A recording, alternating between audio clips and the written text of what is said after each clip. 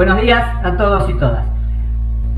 En el año ustedes tendrán que desarrollar una tarea, como ya le hemos dicho, del diseño estructural de una vivienda en 2 o 3 plantas y calcular algunos de los elementos estructurales de ese entrepiso, alguna viga, alguna losa, algunas columnas, alguna base que les indique el ayudante. Lo que vamos a ver en esta clase son algunas pautas o premisas que puedan ustedes considerar para el diseño estructural. En principio vamos a definir algunos conceptos básicos. ¿Qué es una estructura? Ya lo hemos charlado en otra oportunidad, pero definimos como estructura un subsistema de la obra arquitectónica que se encargará de recibir las cargas actuantes, de soportarlas y de transferirlas al suelo firme. Si nosotros pensamos en una carga cualquiera en el espacio, puntual, es fácil ver que la forma más directa de transportar esa carga al suelo resistente, lógicamente será mediante un elemento estructural al que denominamos columna. El mismo trabaja con presión y luego transfiere las cargas al suelo resistente a través de un ensanchamiento de su sección, conformando lo que entendemos como base de fundación. Lógicamente, el diseño estructural depende del diseño arquitectónico y no es posible, en muchos casos, ubicar una columna por cada carga puntual. Tendríamos un bosque de columnas que por ahí no responde, como en este caso sí lo hace la Gran Mezquita de Córdoba en España, a la propuesta arquitectónica de la obra. Por eso, muchas veces las necesidades funcionales o constructivas o estéticas hacen que uno tenga que desviar la acción de esa carga en su trayecto al suelo resistente a través de otros elementos estructurales.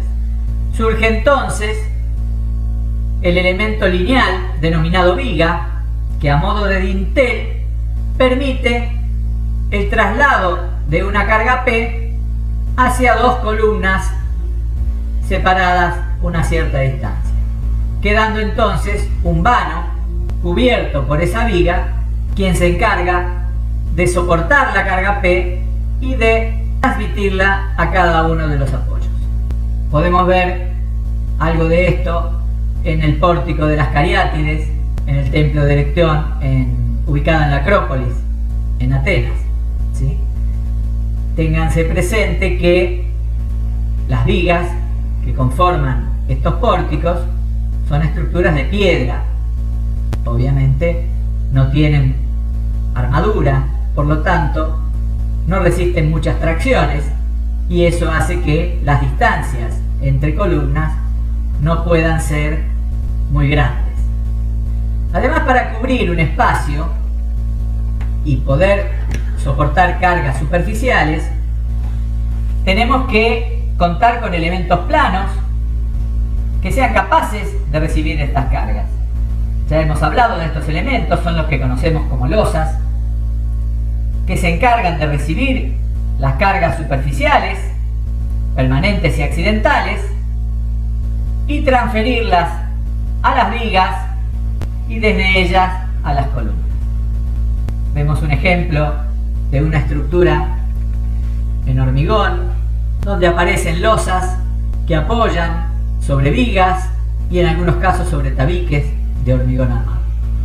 Podemos decir que un diseño estructural será más eficiente cuando, preservando la arquitectura del proyecto, las cargas puedan ser llevadas a tierra habiendo recorrido el camino más corto posible.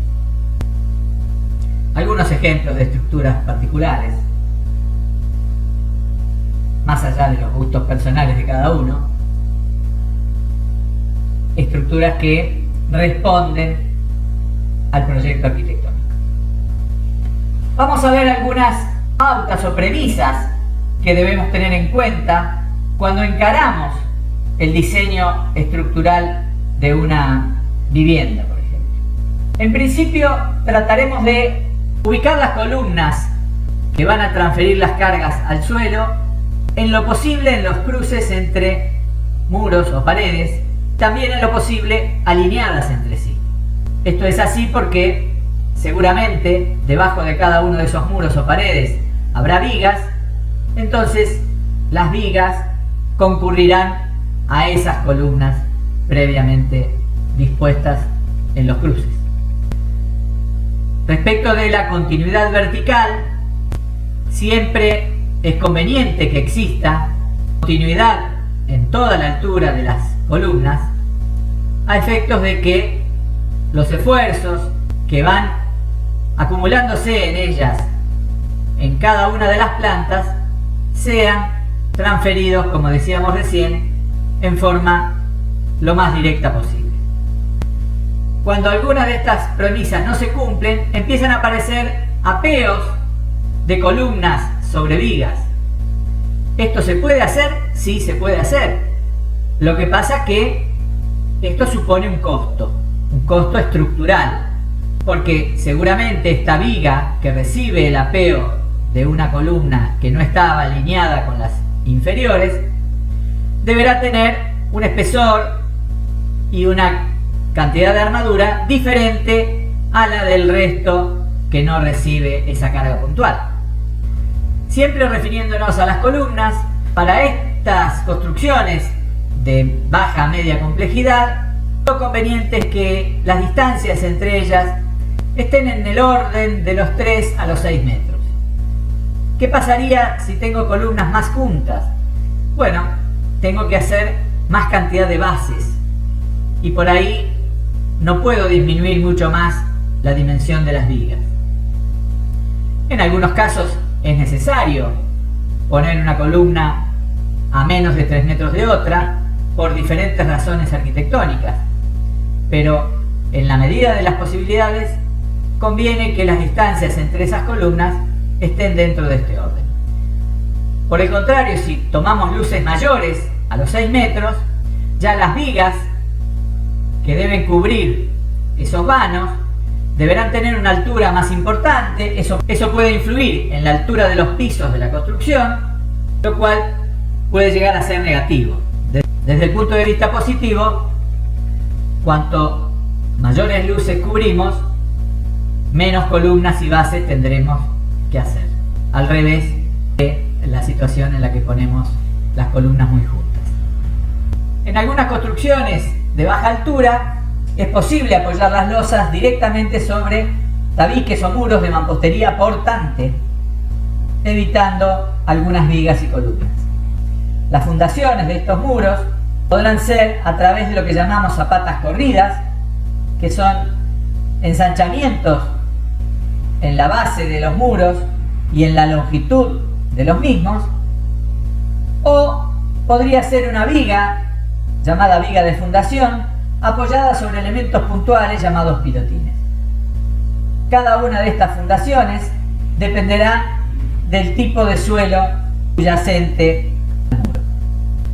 Respecto de las vigas del entrepiso, podremos dividir las vigas que llamamos principales de las llamadas secundarias. Vamos a decir que son principales aquellas vigas, como las que están aquí coloreadas en marrón, que apoyan directamente sobre columnas, y serán secundarias vigas que apoyan sobre otras vigas principales. Si miramos este ejemplo de la figura 9, aquí tenemos una viga en color fil que apoya sobre una columna, pero que apoya sobre una segunda viga, que a su vez recibe la carga de la anterior y la transfiere a una columna en un extremo, pero a una tercera viga en el otro. Y finalmente esta tercera viga termina apoyándose en dos vigas principales. Obviamente, una falla de alguno de estos dos apoyos en las vigas principales ocasionaría la falla de todo este conjunto. Por eso decimos que esta es una solución comprometida. Si pudiéramos poner una columna aquí en el medio, esta viga sería una viga secundaria apoyada sobre esta, y estas dos vigas también serían secundarias porque apoyarían aquí en la columna y aquí en otras vigas principales. Vamos a tratar de que la situación que tengamos en nuestros diseños se acerque más a este concepto y no a esta solución comprometida. Lo que no quiere decir que en algún caso particular uno pueda apoyar una viga sobre otra y esta a su vez descansar sobre una tercera. Otra de las cuestiones que tendremos en cuenta en las vigas es la posibilidad de aprovechar ventajas de tener la continuidad estructural. Y esas ventajas se hacen más eficientes estructuralmente hablando cuando las luces que concurren al apoyo continuo son aproximadamente iguales y las cargas que reciben también lo son.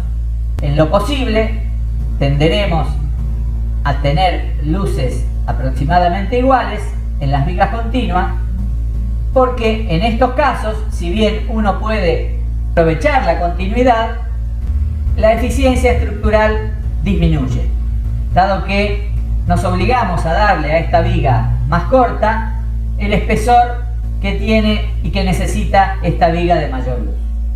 En el apunte de diseño estructural para edificios de complejidad inferior, que está subido en el blog, van a encontrar otras premisas, tal vez algo menores o de menor importancia, que ustedes podrán tener en cuenta en sus diseños.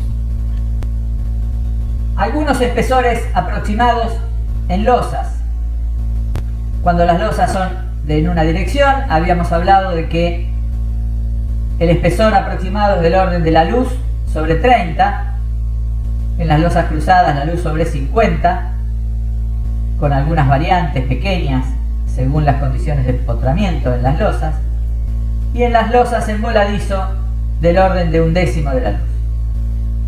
En el caso de las vigas, cuando es simplemente apoyada hablábamos de 1/10 de la luz, cuando es continua podemos hablar de 1/15 de la luz, y en el caso de las vigas en voladizo o ménsulas hablamos de 1/5 de la luz en cuanto a su altura.